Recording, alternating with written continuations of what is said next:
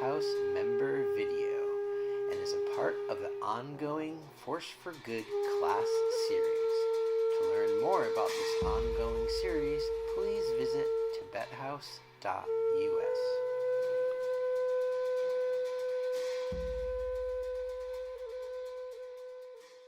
So, once you're an adept, then you get him.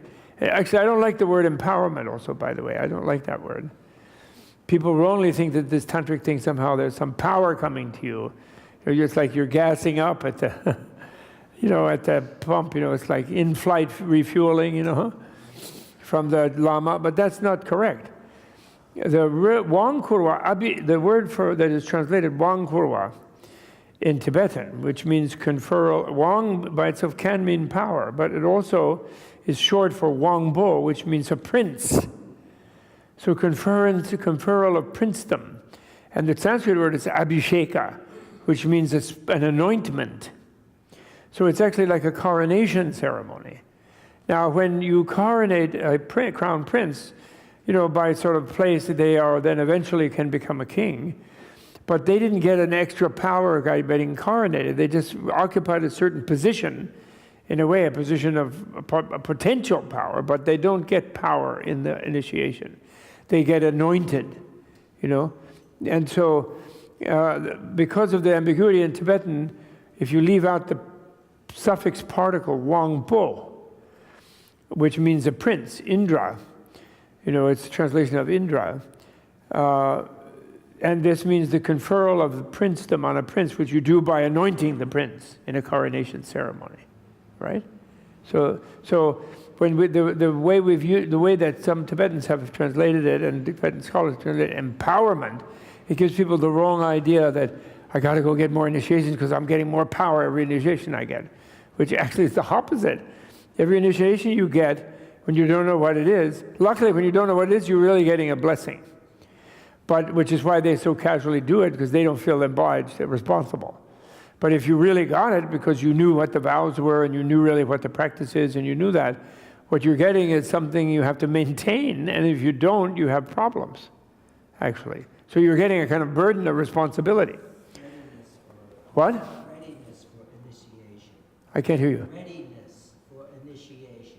Well, you can say it's an initiation, but readiness for a practice. And readiness for assuming a responsibility. Like a prince then has to learn how to be a king, or they're going to make a mess, And they don't learn that by getting anointed. The anointment just is, okay, now you have the track, you can go there, right? And I think there's a subliminal thing. It's like they say, to conceive the spirit of enlightenment, the Bodhisattva vow, you have to meet someone who has the spirit of enlightenment. They say to understand selflessness, or emptiness, you have to meet someone who understands emptiness. Now you can meet them through the book they wrote, if it's properly transmitted and preserved and in its own language, or properly translated into another language if you don't know that language. You could in some way meet them through their book, as imperfect as that may be, or as language may be. But they say somehow it's a subliminal thing, that, when people meet the Dalai Lama, they flip out, or some other high beings. Sometimes they do it for the wrong reason, that they project some great thing upon them that is not really there, and they become sort of mesmerized. But when you meet the real one, you feel that you feel a different presence opposite you. In this sort of Buddhist thing of this mountain, the other mountain, where, you meet someone and, you're over here, and of course you imagine they're over there. And then you kind of reach out timidly and shake hands, like maybe we're not going to fight or something, But when you meet someone who's both over with you as well as over there, subliminally, you may not recognize that and you want to project, oh yeah, they're just thinking like me. But you feel like subsumed in a different kind of energy. Because the other person feels they're empathizing with you totally. Enlightened person is. It's not that they're looking great. And therefore, a person like that, that's why Dalai Lama he doesn't at all need to have somebody out there blowing a trumpet in your face and telling you to grovel down and he's so holy and, a bunch of PR that they have in their ceremonies. He doesn't need that. And that's why, I remember once first Kala Chakra he did in Wisconsin. At one point in that ritual, he says, he puts on some kind of hat, and he says, and then he puts on this hat. Then he takes it off, says, I hate this hat. It's like, makes my scalp itch, and he takes it off again and changes into a very conversational tone and starts scratching his head and acting really like totally ordinary and breaks the spell, And then right around that same point in the liturgy, he says, now I am your Lama, now I am your Guru, now you must do what I say. And then again, he breaks the spell and he goes, except if I say something stupid, don't do it. He says.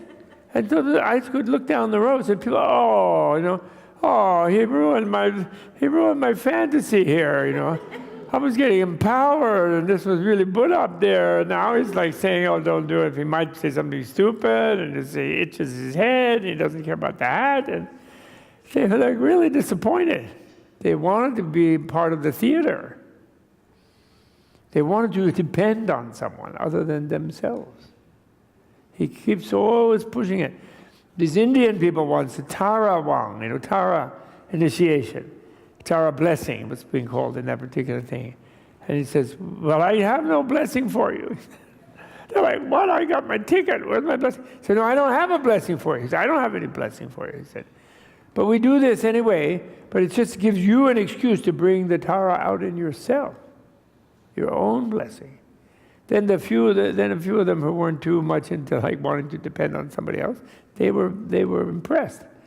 It enforced their sense of the responsibility and potentiality too.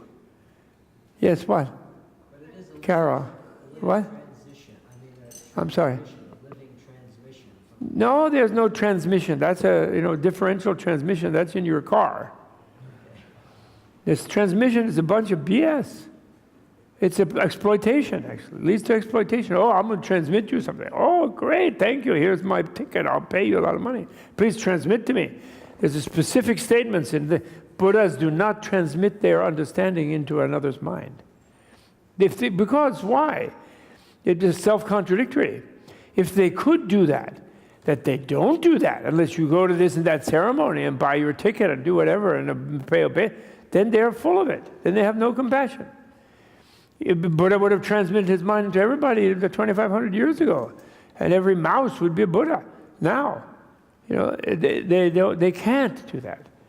That would be body snatching. There's a Doctor Who thing where some crazy guy tries to become everybody in the whole society, and he has this projector. It's horrible. They have to escape from that guy. Yes, Carol, Christy, what did you want to say?